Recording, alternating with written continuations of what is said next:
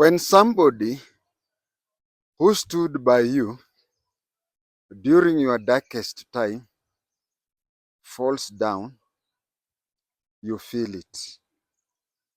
It even becomes much, much painful if when you are at your lowest and the person who stood by you through thick and thin, you reach a place like today, you are comparing to that time, you are better off. And your friend who saved you or who stood by you, who counseled you, who stood by you, has gone down kabisa. You always feel as if it is you who has felt it. Especially if he had a very big influence, positive influence to your children. My kids in campus maybe cannot recall when they first knew him. These are, if you ask my kids in campus, they'll tell you that they just found him. They just found him, that he was there. It is quite different from where anybody can say, I knew so and so when I was in primary, when I was in secondary or high school, or even whatever. They'll just say that when we grew up, we found him. And he was so close to us that he was almost like a relative to us. That is how it is. As in my nature, I always, as in my nature, even right now, whenever I meet kids, I ask them, what would you want to do, or what would you want to become when you have grown up? I usually ask kids, what would you want to be when you grow up? My kids used to say that when they grow up, they would start with a kiosk, then expand it to be a shop, then expand it to a supermarket. So they always wanted to be shopkeepers and definitely later to be a supermarket. And the subject of today's topic is the one who motivated them directly and indirectly to love commerce. I later came to understand that during their free time, they used to keep him company at his shop. And he would always think aloud and say that he would work hard to expand his shop into a supermarket. So imagine the times he used to think aloud and say, I have to save a lot, I have to work hard and expand this shop to be a supermarket. My kids would listen. And they would always say that should they become big, they would start with a kiosk. I've just remembered, no, I've just come to a conclusion. Most likely, because we knew him, or I knew him, when he had a shop. Most likely, he must have started with a kiosk. That explains why my kids always say that they would start with a kiosk, expand it to a shop, then later on, expand it to a supermarket. Another thing that obviously made my kids love his profession was that his wife or son would come and ask for something like sugar or bread. It's either his wife or his son would come and say, "Wotire shukari moshie," and he would take a sugar, he would even take bread and give it to them. So my sons thought that if you are a shopkeeper, you don't buy sugar and you don't buy bread. and other things in the shop, but other people do buy. But you see, if you if you ask them today, they will just know that if you take something from your shop, you are indirectly buying the things. But for kids who are in standard 3, they could not know that he was buying by taking that. So they used to think that if you have a shop, you don't buy such things. On the other hand, if we lacked sugar or bread, we would conspire. Our kids would hear us conspiring. And that is why people are told, when you as a couple are talking, sometimes be careful when the kids are there. So whenever we would want to buy to borrow anything from the shop, we would conspire. What we did not know is that we were conspiring when our kids were hearing. So Watengeres would tell me, go and go and borrow sugar or bread from his shop. I would say, no, you go and borrow. Why? Because the sugar or the items that I borrowed last time, I have not paid. I have not paid. Then she would say, what if I go there and he reminds me about what you have borrowed? I would then tell her, when the kids are hearing, that when he inquires about what I had borrowed, just tell him that you are a third party and you don't know. Can you ask him himself?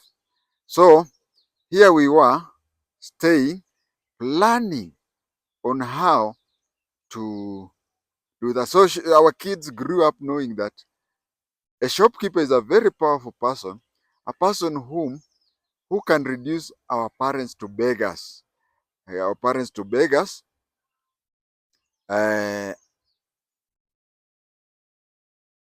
and he was staying there like a lord. That is what they believed. So they believed that for people whom our parents can bow down to, that is what we want. And the shopkeeper also taught me a lot of things. A lot of things that when I was doing my commerce nowadays is called trade. When I was doing my subject in commerce for my secondary school, I was not taught. When I went to for my high school to study for economics, I did not learn that. He told me that in business, like a shop, you have to be selective in a zigzag way. You have to choose people to lend, and you have to choose items to lend. Said, you study somebody, you don't just lend to everybody. You have to study somebody and lend to people who can return it. Because the more you lend to people who don't return, the more your shop will go down. I said you have to be selective in the people you choose. The other thing he also told me, you have to be selective in the items that you lent. For example, he never lent scratch cards. He never lent such scratch cards. There are occasions when I would really need to call somebody urgently, and when I go to him for a scratch card, he would say, I trust you like nobody, but I cannot lend you scratch cards. And I would ask him why. Say, first of all, the profit margin on a scratch card is very little. And the other reason I cannot lend you scratch cards is that every morning, these people would come to give me scratch cards, and every evening they would come to collect the money. So no credo. He said, I can lend somebody bread. I can lend somebody a bread but I have to be sure. You see, he gets bread, and when he gets bread, it has an expiry date. It has an expiry date. So the bread is, let's say, is sell before tomorrow. If it is to be sold before tomorrow, and you come today to ask for it, then he says, instead of risking it to an extent that it goes beyond sell by date, I'd rather give it to you, then you'll. And remember, he had taught me that the person to borrow those things, he had already studied that it was a person to do that. He also told me that he cannot lend out money. For example, someone is in a hurry. Somebody is in a hurry to go somewhere. Say, can you give me fare to town? I'll return it to you. He never gave that. And I asked him why.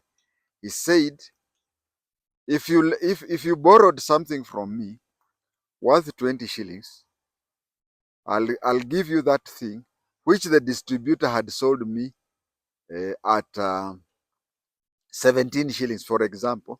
The distributor had sold it to me at 17 shillings. Now, if you borrow money from me, you'll be borrowing the exact money of which you will return the same amount. So he used to tell me that if you borrow from me something costing 20 shillings, I would have given you 17 because it is 17 that I paid the distributor. So he was referring to the profit margin of, like in this case, 3 shillings. One day, he also taught me something. He was very young. Age-wise, he's younger than my youngest sibling. He's younger than my youngest sibling. But he taught me a lot.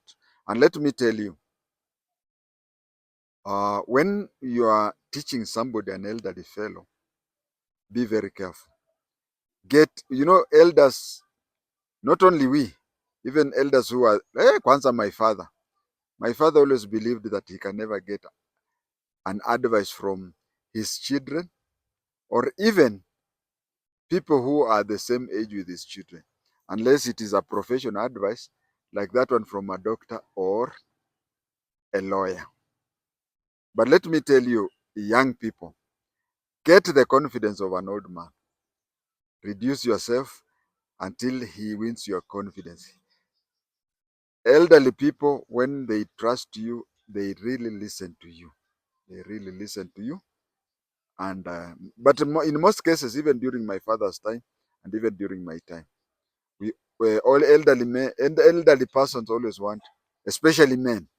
Elderly men would always want whatever advice you don't go, and the third party should not even have a hint that you have advised an elderly.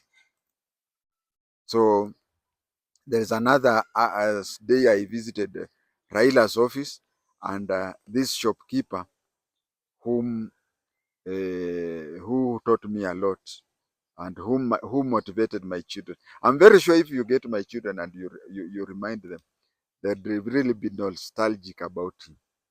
Of course, I've from what you have heard before on this video. Now, there's a day I went and visited Raila's office, and his PA, who was seconded there by NIS, was my junior in Mandera. So I was advising on how to give Raila advice or intelligence as an intelligence officer. But when I talked to him, Ojuang, uh, I got an impression that I got the impression that my advice would not reach there. So either the people who surround Raila fear telling him, because most of these people, you tell them one on one and you call it a spade, you'll be replaced. Or some of them, especially people from the lake, they worship him. They feel that it is him to tell them what to do, but not them to tell him what to do. So when I talked to Ojwang, said I told him, and I saw he was not the type who was to send the message to Raila. But then he looked at me and said, let's go to Uchumi. We went to Uchumi Supermarket, which is opposite Jogo House. We went there with a trolley full of things. Those days we used to have this paper bag that was written with supermarket names. So he filled into two, two plastic bags, and he gave it to me. He gave it to me and gave me some money. So when I was going home, I reached at this shop that is owned by this fellow. A shop owned by this fellow. When I reached there, it was a distance before I reached that place because I must pass at his place before reaching home. I stood there for quite some time, thinking on how I'll take the things home, knowing that that shop, I still had not paid some things. I stayed for a long time, but I felt since I had gone somewhere to walk, I mean, I had gone to town and I was so tired, I just carried those things and went. As I went and I was on the other side of the road, opposite him, his shop. And you know what? He was there talking to somebody outside his shop. So when he was talking to somebody outside his shop, uh, he was not attentive on what that person was saying because that person was between me and him. So he was stretching his head on one side and looking at me. And there I was with the two bags of uchumi. I went, you see, that is when you get worried. The person you're trying to avoid is there, and he has even showed you that he knows that you have done shopping. The idea that came to my mind that he must be thinking that yes, when you don't have money, you come to borrow here. But when you have money,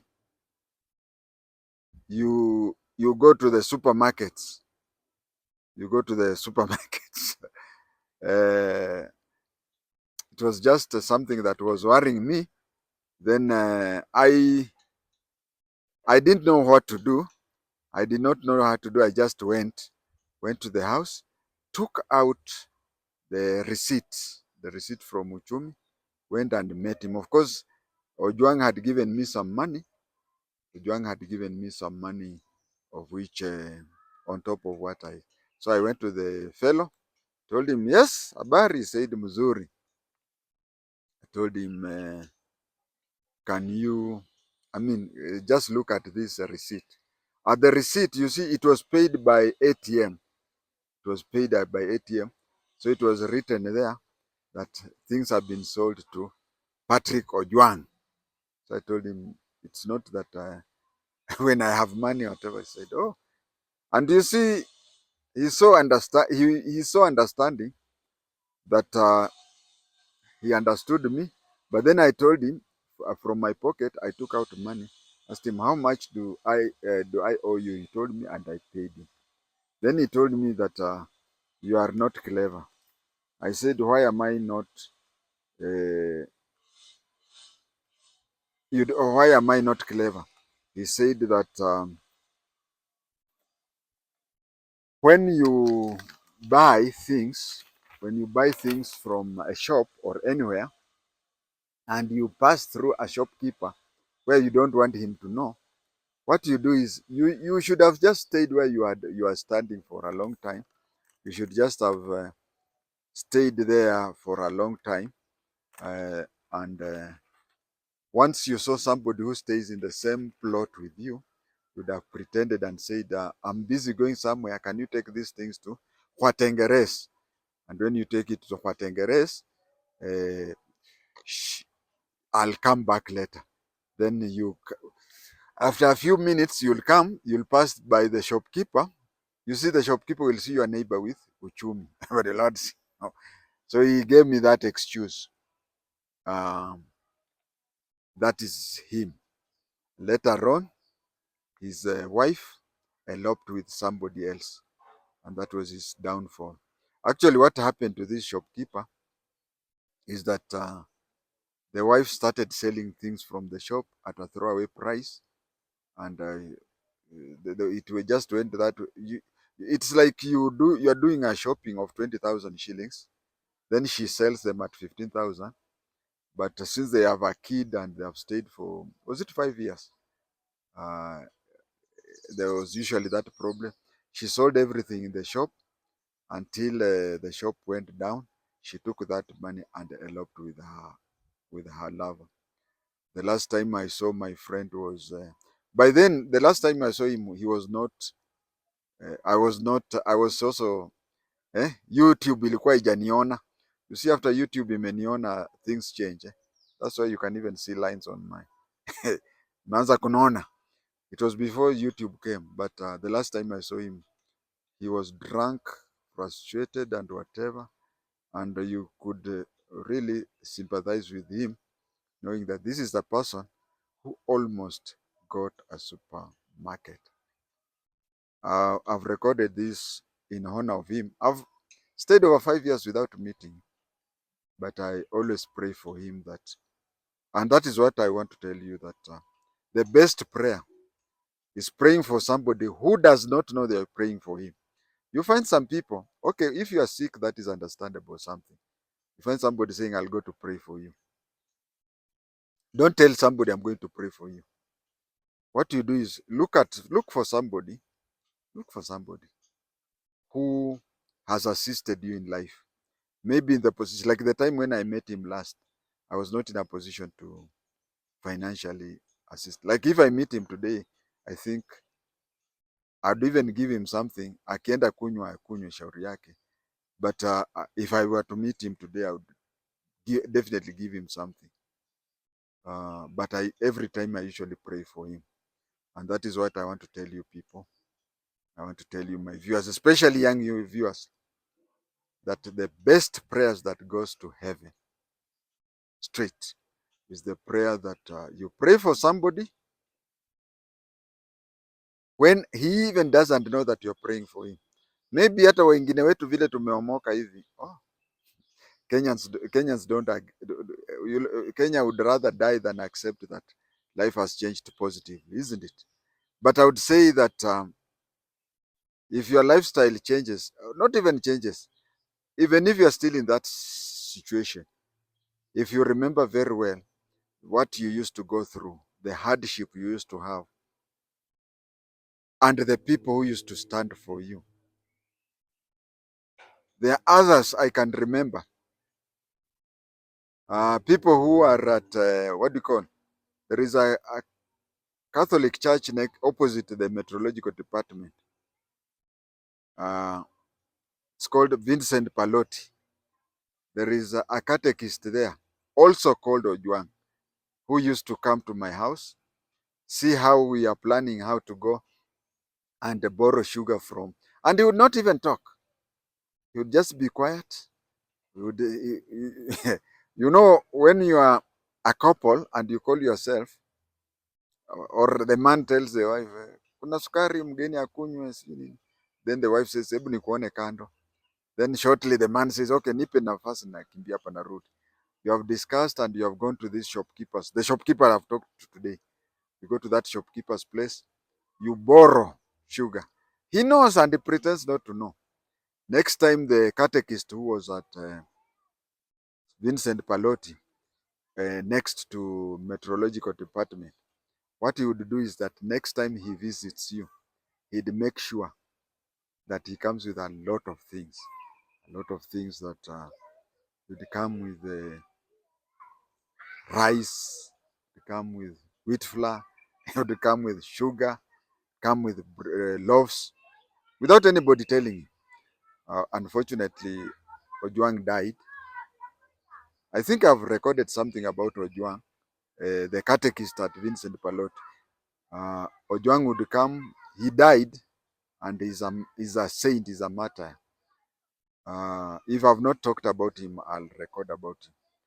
It is always good to know those people who stood by you during your hard time. If they are alive, you ask God to make their life better. If they are dead, you pray for their soul. Thank you.